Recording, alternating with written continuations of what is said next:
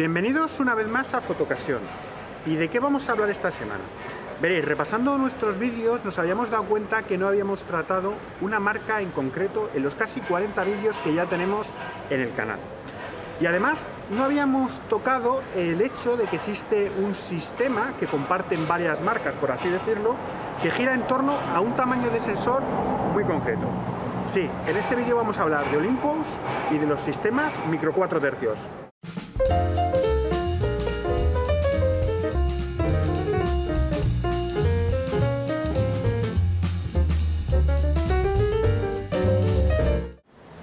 Pues como decíamos hace un momento, en este vídeo vamos a hablar de Olympus y su sistema en torno a los sensores micro 4 tercios. En concreto nos vamos a valer de esta Olympus EM5 Mark II y un objetivo 17 milímetros, que como veis, os lo voy a poner ahora al detalle, hace que te lleves en la mano un conjunto extremadamente pequeño pero con una potencia brutal. Lo primero que hay que destacar de los sistemas de Olympus y de esta cámara en concreto es el tamaño de su sensor, que pertenece a los llamados micro 4 tercios.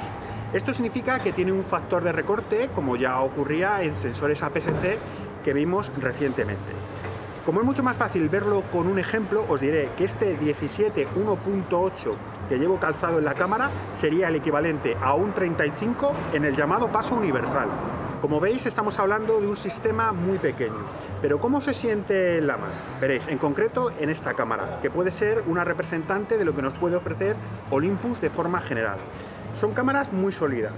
Esta en concreto está sellada. Sorprende mucho el tacto de los botones y de estas ruletas, por así decirlo, que te transmiten mucha solidez. La construcción es metálica en buena parte de lo que es el cuerpo y además es sellado, lo cual es una ventaja para los más aventureros.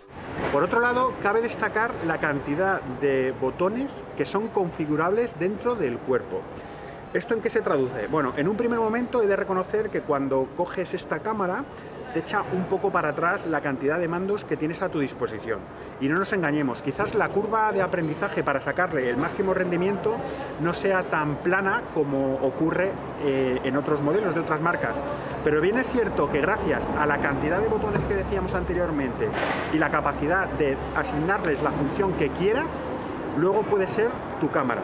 ¿Qué quiero decir con tu cámara? Que puedes configurarla hasta tal punto que de verdad sea la cámara exactamente como tú quieras. Como he comentado recientemente, la cámara es sellada.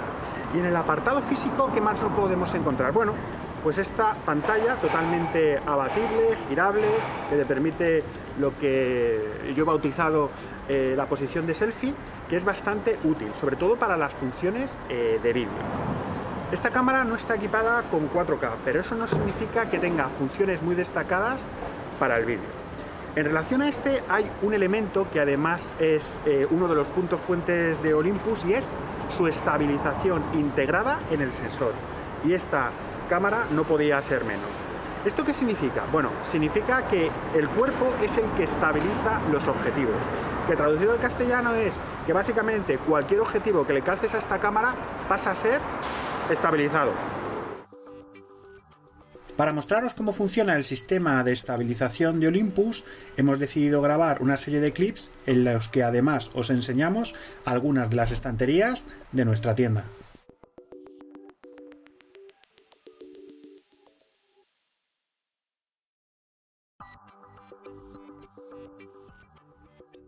Esta estabilización se encuentra en el sensor, el cual se mueve, por así decirlo, en 5 ejes.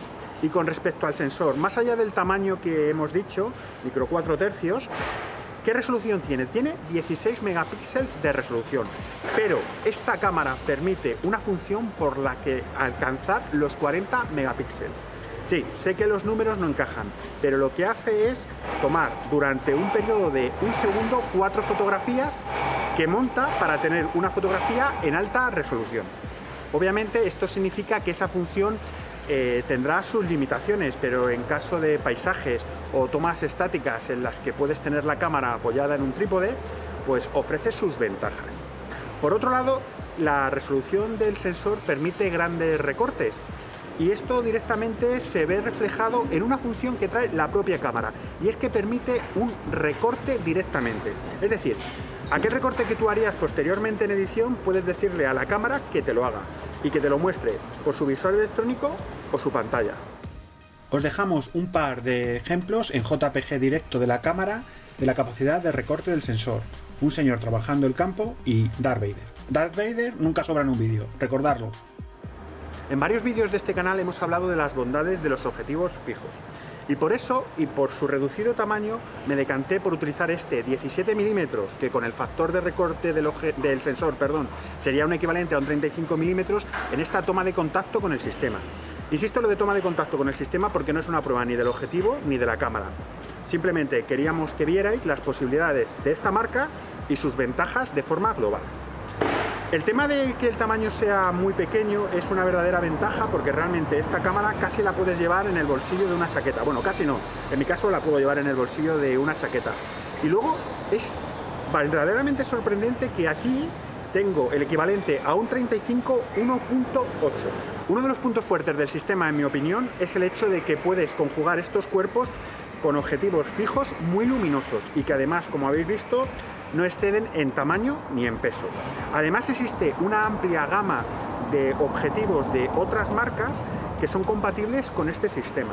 Y estamos hablando de aperturas que están por debajo del f1.0. Cuidado, ¿eh? Además, si recordamos que el sensor permite una estabilización que ya os digo que es excelente, estaríamos ante ópticas pequeñas, ligeras, extremadamente luminosas y además estabilizadas. En este tamaño poco más se puede pedir. En estas tomas directas JPG de la cámara podemos ver no solamente la calidad óptica del conjunto, sino una vez más la capacidad de recorte. Respecto al enfoque, en una palabra, muy bueno, no caben matices. Os aseguro que cuando enfocas a un punto, la cámara no titubea. En alguna ocasión hemos comentado que a veces el cronómetro no lo es todo. Puede ocurrir que una cámara sea muy rápida enfocando, pero que en conjunto con determinados objetivos, o que siempre ocurra independientemente del objetivo que calces, haga como un pequeño rebote, como para asegurar el foco, por así decirlo. Y luego lo que es en cronómetro puede ser igual. En este caso no, y eso también te transmite mucha seguridad. Sobre la construcción del objetivo del que hablábamos hace un momento. Bueno, pues es un objetivo que está construido en plástico y metal, pero recuerda a los objetivos antiguos. Tiene un sistema para activar el foco que a mí personalmente me gusta mucho, y es que retraes el anillo de enfoque, aparece la guía de enfoque y a partir de ese momento la cámara entra en modo manual. Insisto en que a mí este sistema me gusta mucho porque es bastante rápido.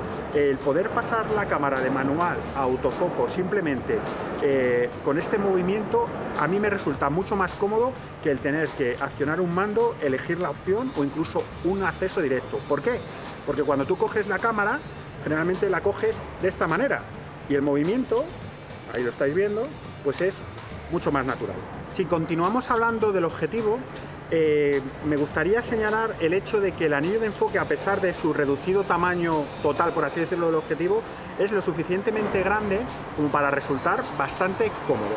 Además, el tacto del mismo a mí me ha gustado muchísimo. Es algo que además me ha llamado mucho también la atención con estos mandos superiores que tiene la cámara, con estos diales, la sensación que transmiten. En el caso del foco realmente no existe ningún clic, por así decirlo, pero en los mandos superiores sí que existen pequeños saltitos que son muy útiles cuando, por ejemplo, designas la función de apertura del diafragma del objetivo o de compensación. Ya sabéis que de esta forma nunca vas a accionarlo sin darte cuenta y además tendrás un mayor control en la medida en la que aplicas un aumento o disminución de estos valores a la hora de tomar la fotografía. Uno de los aspectos que puede echar para atrás a la hora de probar este sistema está relacionado con la que quizás es una de sus ventajas a priori, y es el propio tamaño de la cámara. Veréis, en ocasiones ver cámaras tan pequeñas como esta hace que pienses que a la larga puede ser incómoda en cuanto al manejo, su ergonomía. Pues veréis, a mí me ha resultado bastante cómoda y esto se debe a dos puntos. El primero de ellos es este refuerzo de goma que la cámara tiene en la parte posterior y que permite apoyar firmemente el pulgar.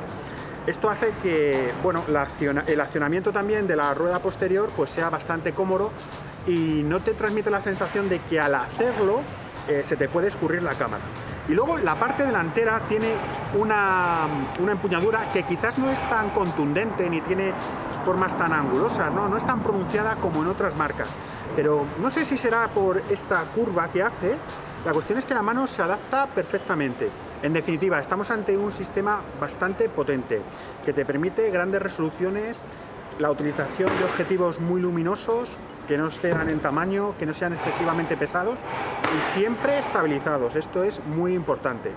Además, contamos con un amplio catálogo de ópticas de marcas de terceros que te permitirán prácticamente utilizar cualquier focal que te puedas imaginar. Y por último, una serie de accesorios de la propia marca que harán que configures tu cámara Olympus como quieras. Como siempre digo, si te ha gustado el vídeo, tienes alguna duda, déjanoslo en la caja de comentarios, suscríbete y dale al like, que nos motiva bastante para seguir grabando. Hasta la próxima.